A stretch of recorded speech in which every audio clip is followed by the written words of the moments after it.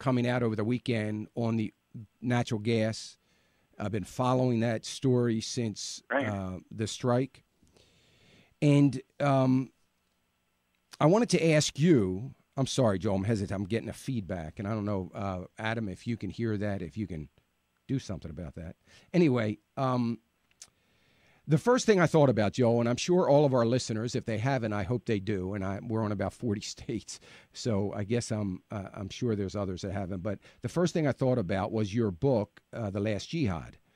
I've read all your books, and it still remains as one of my favorites. I think it was one of the first in the nonfiction book series. But The Last Jihad, and I don't know when it was published, 03, 04, I don't remember. But great book. I hope everybody reads it. And, of course, I'm thinking of Ezekiel 38 and 39. And does this strike look as though, in your opinion, I mean, could this be we're getting closer to the prophecies? Is my first question. Sure. Well, let me give some context to people. Okay. It is interesting that Israel has discovered massive amounts now of natural gas. In my first novel, it was actually a novel, was a political thriller back in 2002. It was called The Last Jihad, and it's about a Wall Street strategist named John Bennett who decides to take his global hedge fund and invest $1 billion into a massive discovery of oil and natural gas off the coast of Israel and Gaza. Mm-hmm. And in doing so, he then gets drawn into work as an advisor to the president, fictionally. And this sets into motion a whole series of events, which turned into a whole series of novels. And the premise, fictionally, back in 2002, so more than a decade ago now, was that there are prophecies in Ezekiel chapters 38 and 39 in the Old Testament that says that Israel is going to become extraordinarily wealthy in the last days of history, that it will discover petroleum. Those prophecies are actually in Deuteronomy and Genesis. And then that Russia, known in the Bible as Magog, is going to get drawn into an alliance with Iran, known in the Bible as Persia, and the two of those countries are going to form an alliance and come to move against Israel to either destroy it or take it over to get its wealth. Now, at the time, people thought, okay, well, this is an interesting fictional premise. The Last Jihad became a New York Times bestseller for 11 weeks, hit #1 on Amazon. But nobody really thought, that's what it's fiction, right? So you think, all right, well, that's interesting, but there's not going to be oil or gas in Israel. It's, Jews have been complaining for a long time. Lord, you give us the promised land. How about Saudi Arabia, right? But now, just in the last couple of years, Israel has discovered about 150 trillion cubic feet of natural gas, and some of it has just gone online this weekend, just beginning to be pumped from rigs offshore back to the mainland. And Israeli Prime Minister Netanyahu just declared the dawn of Israeli energy independence. Now, your question is it possible then that your fictional scenario could be set into motion, that these prophecies could be set into motion? And now, let me separate. The prophecies are real. My novels are fiction based on how they might play out. Mm-hmm. And, of course, we don't know. But what's interesting is that these things are now in motion. Israel is now not only energy independent, at least on paper, and increasingly in reality, but if you add the dynamic of once they get this natural gas moving and feel comfortable that it is what they think it is, then the question is, do they begin to export it? The nearest market is, of course, Europe. Which is very, very hungry for energy. But who is the largest supplier of natural gas into Europe? It's Russia. Russia, right. And Russia does not want to see a competitor get in its way. Now, I'll let your audience sort of extrapolate forward how a Vladimir Putin or successor of his might handle a threat to the markets that are seemingly owned by Russia. But I just think it is intriguing that prophecies that are 2,500 years old seem irrelevant to most people on the planet, including Israelis and certainly to Russians, now have the air of plausibility and is drawing a lot of attention. Well, I guess that leads to, one of the things that I have said. I went to an energy conference in Israel. It was last March. And one of the things that we talked about was the I guess, anger that it's going to create throughout the Arab world, Russia as well, in this new competition. I think it's going to have enormous potential economically, obviously, for Israel. They will export this natural gas based on what little knowledge I have of that field. They it's so vast that they will certainly be exporters of natural gas, and it is going to create this. Not that Russia is, I would consider, an ally of Israel, but is it going to, speed up the idea that Russia will become quickly another enemy of Israel? And go ahead. It is a fascinating question because you're right. Russia had been post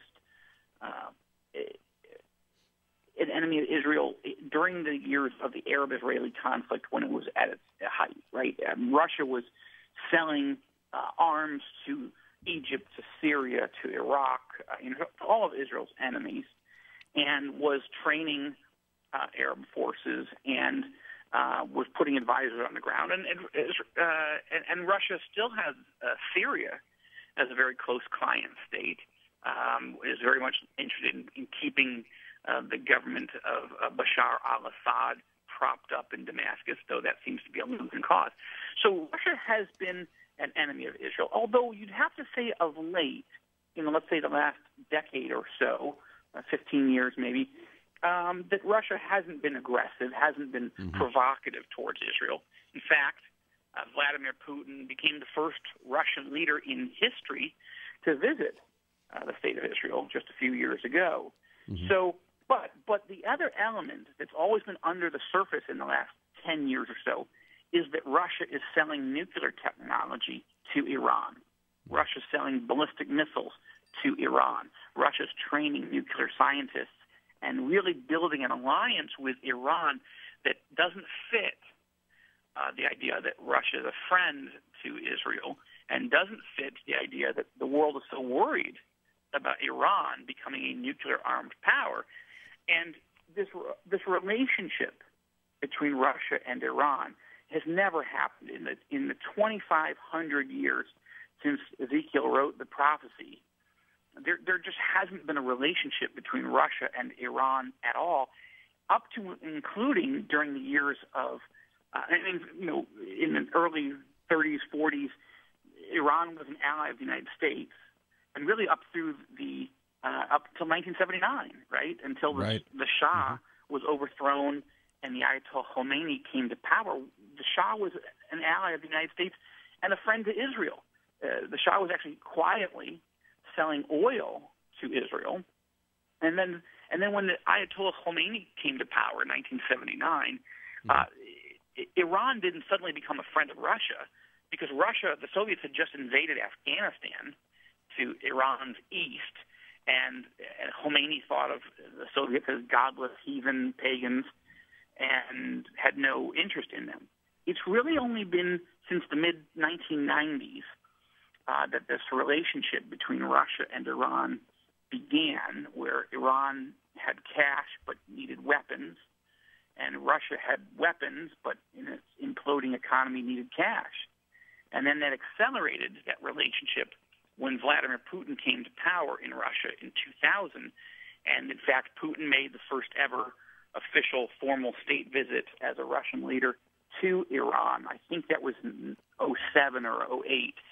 So some very interesting developments where Russia, a major now petroleum player, is building this relationship with Iran, even as Iran is getting ready to have nuclear weapons, and of course has a regime in Tehran that believes that we're at the end of the world and their so-called Messiah, the 12th Imam, is coming, and Iran is threatening to wipe Israel off the map. So these are very interesting developments in light of Bible prophecy. But of course, even if you set aside Bible prophecy, they're interesting and worrisome developments. We're talking to Joel Rosenberg. This is Dan Celia, Financial Issues. And I'm thinking, again, Joel, of your book, The Last Jihad. And so Russia, this would give cause, this natural gas discovery and the potential economic boom this could mean for Israel. This would give cause for Russia and Iran to form this alliance, correct? A military. Let's just talk about a military alliance, not just an alliance, but more of a military alliance. Could Russia be using or work towards using Iran, as they have been supporting them, as we know, from their nuclear work, Russia is supporting that. Could this be the beginning of an alliance that's going to form between military alliance between Russia and Iran? And does that, of course, fit into the prophecy of Ezekiel 38 and 39 as we think of Magog, that you've already spoke to as Russia, and then the war of Gog and Magog is Gog, Iran? Right. Well, a couple of elements there. First, I would argue that the alliance has already started, that the relationship between Russia and Iran began in the early to mid-1990s and then accelerated and deepened when Putin came to power in 2000 and then really got cooking in the mid-2000s. So you think the military alliance has already started? Well, yes, I do, because it started as a military relationship. That's where true. Iran was buying weapons. Yep. It's not like they have a lot of other common interests. It's driven not so much primarily by geopolitics, but by greed on the part of the Kremlin. Russia has one natural resource. Well, it's not even a natural resource. They have one resource: weapons. Right. and they don't want their military industries to go out of business. And so they want people to buy them, and Iran has cash, and after the Iran-Iraq War, needed weapons. So I would argue that the relationship between Russia and Iran began in the mid-'90s, accelerated post-2000, and has always been based on military issues. Secondly, Israel discovering and now producing natural gas, I think, will be an accelerant to that relationship, to Russia and Iran seeing Israel as, first of all, an enemy. Iran sees Israel as the enemy. Russia sees Israel as a competitor. Right. But in the world of zero-sum politics in the Kremlin, that could quickly become an enemy. Right? So I think Russia and Iran have different interests vis-a-vis Israel, but they could converge. And what's interesting about the prophecy, well, let me go to your other point. Gog and Magog, those are the two names that are described in the prophecy of Ezekiel 38 and 39. Now, Gog is actually a title.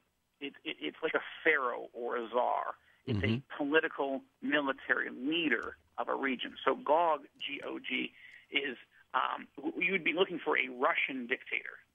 And people ask me, well, is Vladimir Putin Gog? I said, I don't know. It's too early to say that, but let's just say that Putin is Gog-esque. In other words, he has characteristics that are similar as you study the scriptures. But it's too early to draw that conclusion yet. Now, Magog, M-A-G-O-G, is a territory described in the Bible. Now, if you look through historical documents, and I did this in my nonfiction book, Epicenter, I did this historical detective work, and what you find is all these ancient references to Magog being the same as the group of people known as the Scythians. And if you look at the Scythians, what you find is they're an ancient people group that migrated from the Middle East, and they settled north of the Black Sea and north of the Caspian Sea in what we now know as Russia. Mm-hmm. So Magog is Russia.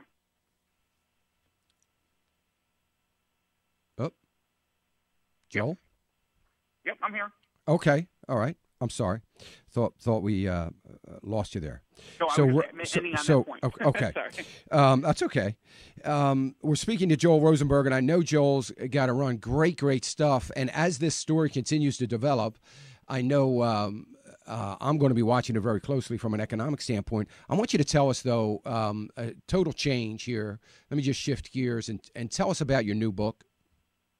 Sure. Well, Damascus Countdown is now on the New York Times bestseller list.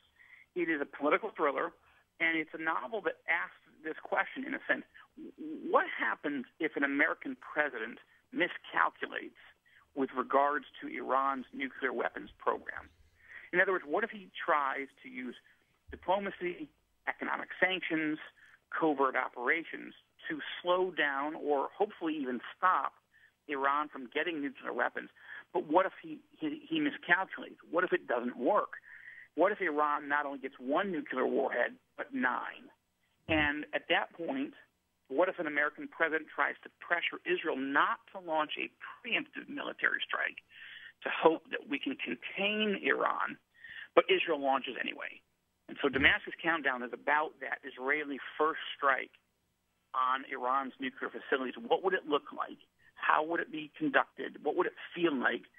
And what would the blowback be? What would the retaliation be, not just from Iran, but possibly from Syria also? And that's really what this novel is about, and turns out to be a little more timely than I had anticipated. I'll say.